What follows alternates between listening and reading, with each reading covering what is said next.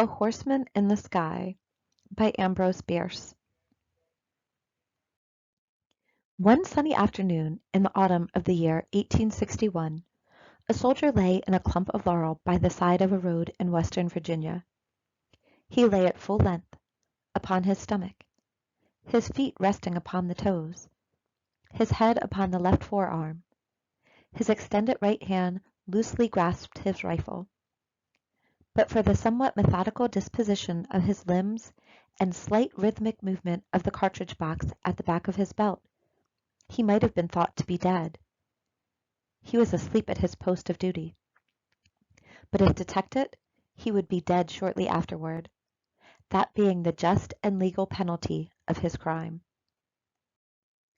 The clump of laurel in which the criminal lay was in the angle of a road, which, after ascending southward, a steep acclivity to that point, turned sharply to the west, running along the summit for perhaps 100 yards. There it turned southward again and went zigzagging downward through the forest.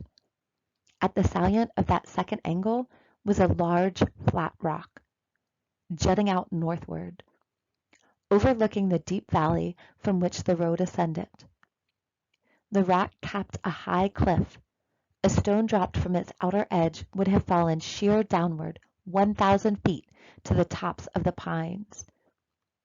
The angle where the soldier lay was on another spur of the same cliff. Had he been awake, he would have commanded a view, not only of the short arm of the road and the jutting rock, but of the entire profile of the cliff below it. It might well have made him giddy to look. The country was wooded everywhere except at the bottom of the valley to the northward, where there was a small natural meadow, through which flowed a stream scarcely visible from the valley's rim. This open ground looked hardly larger than an ordinary dooryard, but was really several acres in extent. Its green was more vivid than that of the enclosing forest. Away beyond it rose a line of giant cliffs similar to those upon which we are supposed to stand in our survey of the savage scene, and through which the road had somehow made its climb to the summit. The configuration of the valley, indeed, was such that from this point of observation it seemed entirely shut in, and one could not but have wondered how the road which found a way out of it had found a way into it, and whence came and whither went the waters of the stream that parted the meadow 2,000 feet below. No country is so wild and difficult but men will make it a theatre of war. Concealed in the forest at the bottom of that military rat trap, in which 100 men in possession of the exits might have starved an army to submission, lay 5 regiments of Federal infantry. They had marched all the previous day and night, and were resting. At nightfall they would take to the road again, climb to the place where their unfaithful sentinel now slept, and, descending the other slope of the ridge, fall upon a camp of the enemy at about midnight. Their hope was to surprise it, for the road led to the rear of it. In case of failure, their position would be perilous in the extreme, and fail they surely would, should accident or vigilance apprise the enemy of the movement. The sleeping sentinel in the clump of laurel was a young Virginian named Carter Druce.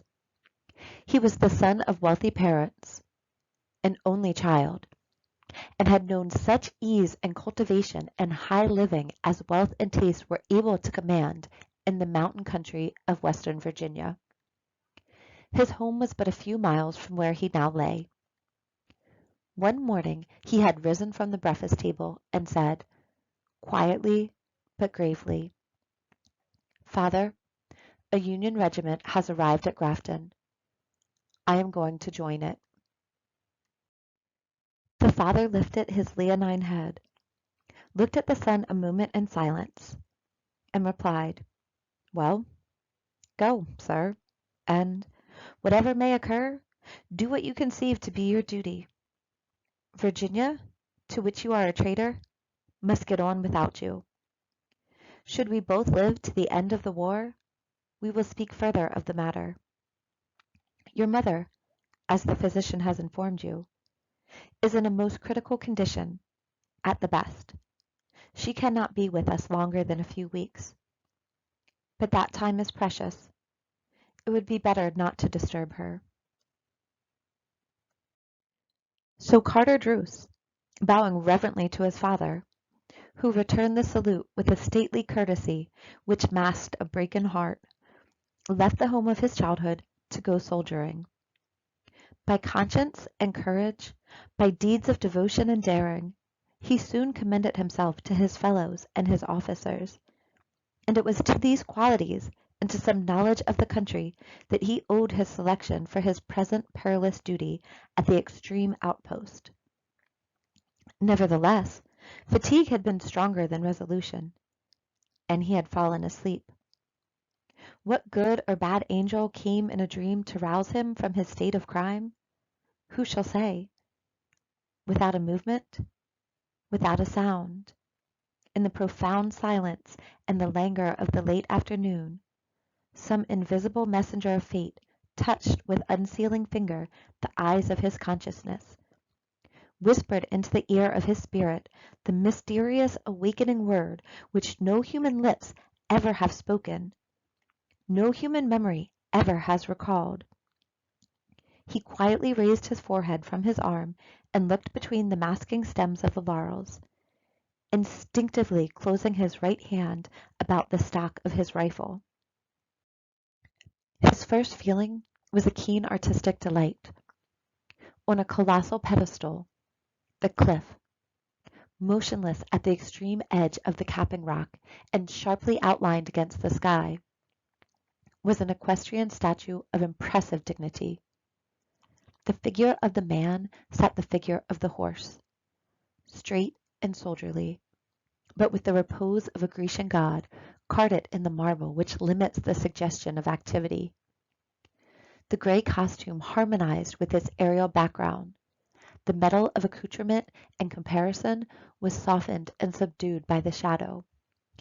The animal's skin had no points of high light. A carbine strikingly foreshortened lay across the pommel of the saddle, kept in place by the right hand grasping it at the grip. The left hand, holding the bridle rein, was invisible. In silhouette against the sky, the profile of the horse was cut with the sharpness of a cameo. It looked across the heights of air to the confronting cliffs beyond. The face of the rider, turned slightly away, showed only an outline of temple and beard. He was looking downward to the bottom of the valley, magnified by its lift against the sky and by the soldier's testifying sense of the formidableness of a near enemy.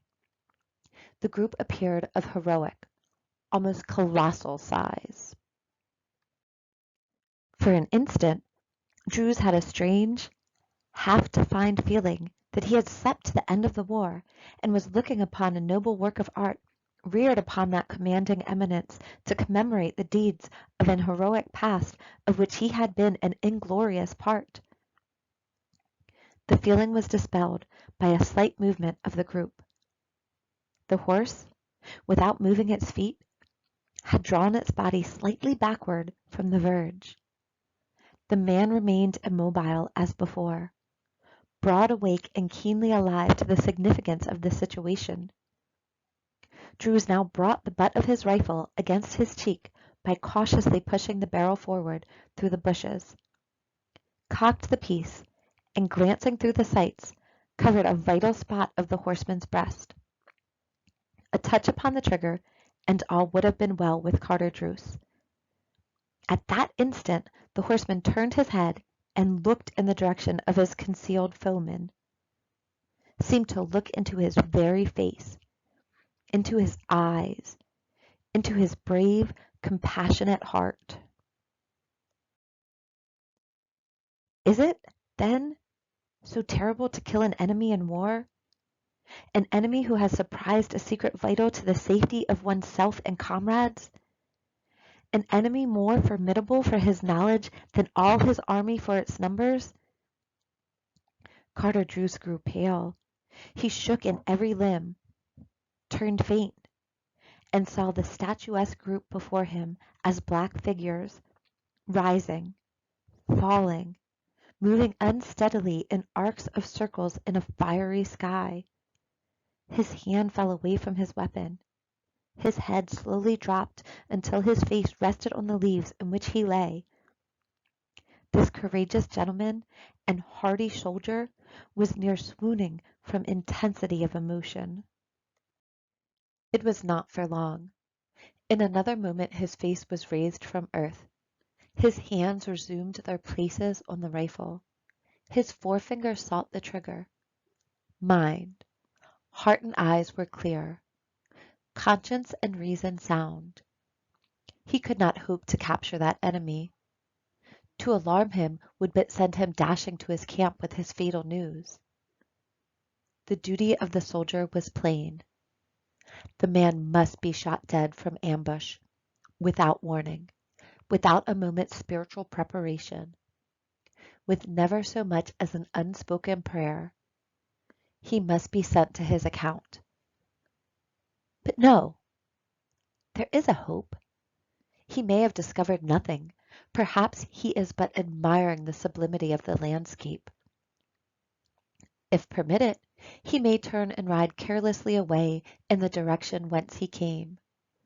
Surely it will be possible to judge at the instant of his withdrawing whether he knows. It may well be that his fixity of attention. Drews turned his head and looked through the deeps of air downward as from the surface of the bottom of a translucent sea. He saw creeping across the green meadow a sinuous line of figures of men and horses. Some foolish commander was permitting the soldiers of his escort to water their beasts in the open, in plain view from 100 summits. Drews withdrew his eyes from the valley and fixed them again upon the group of man and horse in the sky. And again it was through the sights of his rifle. But this time his aim was at the horse. In his memory, as if they were a divine mandate, rang the words of his father at their parting. Whatever may occur, do what you conceive to be your duty. He was calm now. His teeth were firmly but not rigidly closed. His nerves were as tranquil as a sleeping babe's. Not a tremor affected any muscle of his body. His breathing, until suspended in the act of taking aim, was regular and slow. Duty had conquered the spirit, had said to the body, "Peace, be still." He fired. An officer of the Federal force, who, in a spirit of adventure or in quest of knowledge, had left the hidden bivouac in the valley, and, with aimless feet, had made his way to the lower edge of a small open space near the foot of the cliff, was considering what he had to gain by pushing his exploration further. At a distance of a quarter-mile before him, but apparently at a stone's throw, rose from its fringe of pines the gigantic face of rock, towering to so great a height above him that it made him giddy to look up to where its edge cut a sharp, rugged line against the sky. At some distance away to his right it presented a clean, vertical profile against a background of blue sky to a point half the way down, and of distant hills hardly less blue. Thence to the tops of the trees at its base, lifting his eyes to the dizzy altitude of its summit, the officer saw an astonishing sight. A man on horseback riding down into the valley through the air. Straight upright sat the rider, in military fashion, with a firm seat in the saddle, a strong clutch upon the rein to hold his charger from too impetuous a plunge, From his bare head his long hair streamed upward, waving like a plume. His hands were concealed in the cloud of the horse's lifted mane. The animal's body was as level as if every hoof-stroke encountered the resistant earth. Its motions were those of a wild gallop, but even as the officer looked they ceased, with all the legs thrown sharply forward as in the act of alighting from a leap. But this was a flight. Filled with amazement and terror by this apparition of a horseman in the sky, half believing himself the chosen scribe of some new apocalypse, the officer was overcome by the intensity of his emotions. His legs failed him and he fell. Almost at the same instant he heard a crashing sound in the trees, a sound that died without an echo. And all was still. The officer rose to his feet, trembling. The familiar sensation of an abraded shin recalled his dazed faculties. Pulling himself together, he ran obliquely away from the cliff to a point distant from its foot. Thereabout he expected to find his man, and thereabout he naturally failed. In the fleeting instant of his vision his imagination had been so wrought upon by the apparent grace and ease and intention of the marvelous performance that it did not occur to him that the line of march of aerial cavalry is directly downward, and that he could find the objects of his search at the very foot of the cliff. A half-hour later he returned to camp. This officer was a wise man. He knew better than to tell an incredible truth. He said nothing of what he had seen. But when the commander asked him if in his scout he had learned anything of advantage to the expedition, he answered, "Yes, sir, there is no road leading down into this valley from the southward." The commander, knowing better, smiled. After firing his shot, Private Carter Druce reloaded his rifle and resumed his watch. 10 minutes had hardly passed when a Federal sergeant crept cautiously to him on hands and knees. Druce neither turned his head nor looked at him, but lay without motion or sign of recognition. "Did you fire?" the sergeant whispered. "At what?" "A horse. It was standing on yonder rock pretty far out. You see, it is no longer there. It went over the cliff."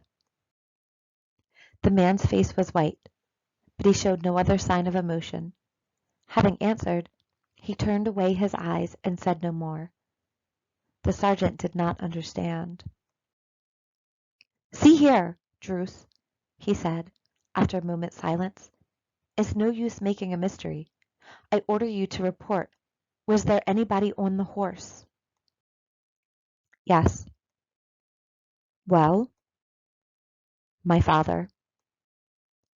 The sergeant rose to his feet and walked away. "Good God," he said.